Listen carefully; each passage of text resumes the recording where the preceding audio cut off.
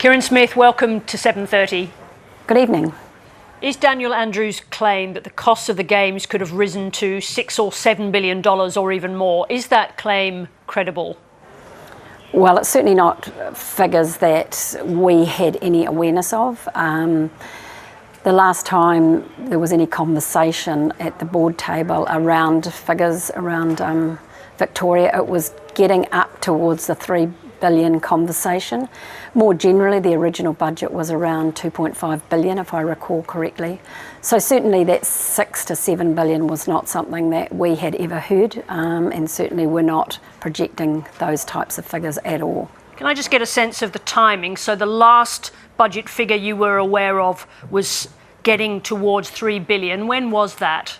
My understanding, it was conversation. We were probably briefed in the board, and I'm just trying to remember, it might have been June board meeting. There's sort of informal updates from time to time, and there was awareness from the CGF board that we were awaiting budget announcements, but there had been assurances at the highest level to the Commonwealth Games Federation that the budget was in hand. They were talking about potentially a few reductions on cost, which could have easily been achieved, in all honesty. So certainly, nothing in the figure of $6 or $7 billion. So I guess the disappointing thing really is that there was no conversation, there wasn't dialogue. In our view, there were many ways you could have reduced the costs of the Games if that was the major driver. And that is as recently as June, is that correct? Yes, I think the last board meeting that took place was in June in 2020, this June, a couple of months ago. So in June, there was no possibility being raised about the viability of the Games? No, not at all. There's never been a possibility, never been a conversation about the viability of the Games. The conversations that have happened on an ongoing basis and from time to time are very much around keeping costs reasonable and making good decisions. And I guess there was always a concept of perhaps a bit more balance of some of the events back into Melbourne, appreciating and respecting that there was a regional drive for these Games. But if you have to continually build villages and venues and put up temporary venues, costs can escalate. So we were in constant conversation about ways to keep this at a manageable level and still achieve a really substantial legacy for the host state. You said before there were conversations about reducing the costs. Was the Victorian state government listening to those recommendations and acting on them? Well, we're primarily dealing with the organising committee, which, as I mentioned, is sort of made up of a variety of stakeholders. The state government were very much part of that, and I think yes, there was listening.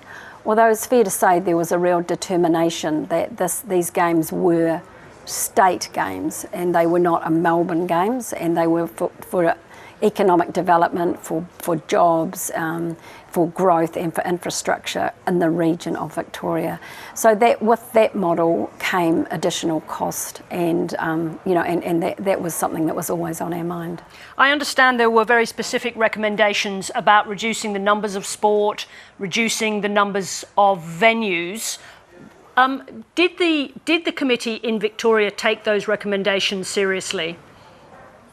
Well, I'm not sure there was so much a recommendation about reducing the number of sports. What did in fact happen was from the time the bid was won and the contract was signed in April 2022, Victoria came back to the Commonwealth Games Federation to add sports into the program.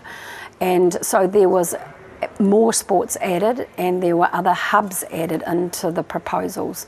So by virtue of doing those things, they were increasing the size, which was something we did debate, at the time, but that was very much part of their vision, was to have new sports and more regional spread. Let me just be absolutely clear about this. The figure of $6 to $7 billion was never mentioned nor written in any budget paper that you saw. That's correct. It was never written or seen, and to my knowledge, nobody from the CGF had visibility of those figures at all. When Victoria was granted these Games in the first place, Daniel Andrews says that they were happy to step in at the last minute. Is that what happened?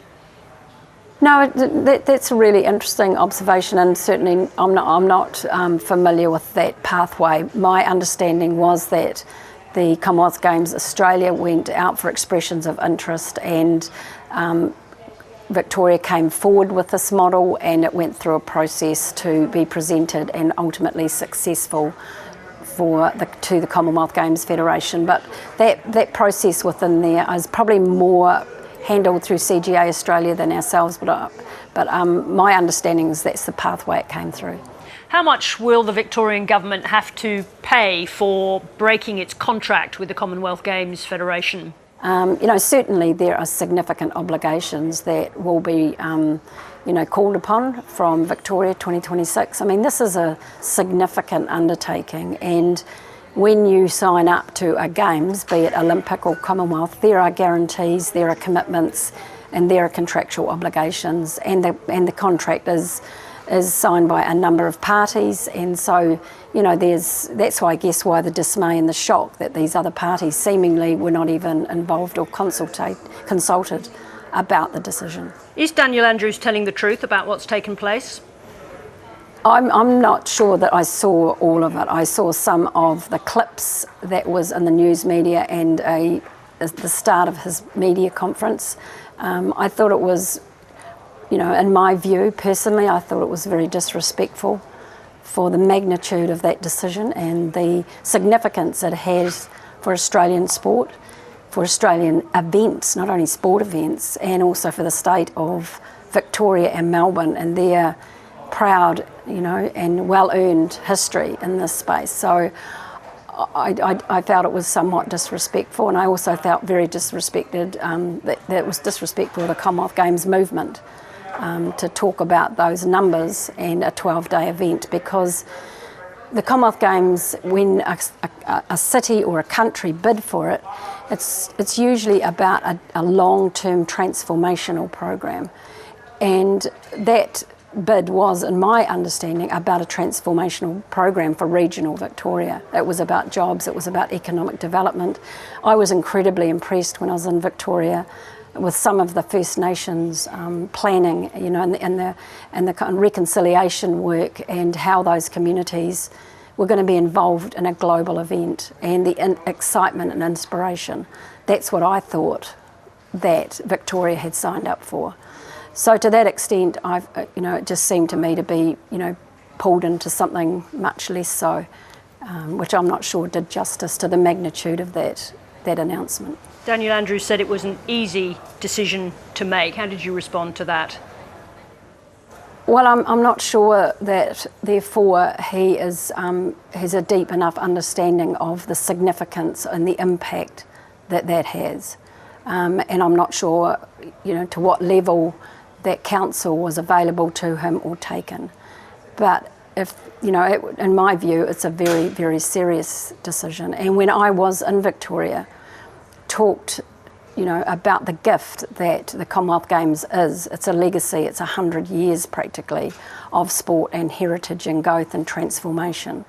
And the Commonwealth Games have been at the leading edge and part of a sporting platform to stand for higher values, for gender equality, for inclusivity, for seeing disabled athletes, and for demonstration of pride and heritage and culture in the Commonwealth. So I'm not sure that all of those things were at the front of his mind, nor necessarily the views of the sporting community and public and leadership in Australian sport. You've been involved in international sport for a long time. Have you ever seen a decision like this taken in this way? No, I mean, it's quite unprecedented. I guess through COVID we've seen, quite some, very impactful things have to happen. But, it's really important, not so much always about what the decision is, but it's also how it's taken and how, there's respect and there's integrity around the process and the communication, and relationships endure. And I think that it feels to me like those things have been compromised as part of this process. Kereyn Smith, thank you very much indeed for joining us. Thank you very much.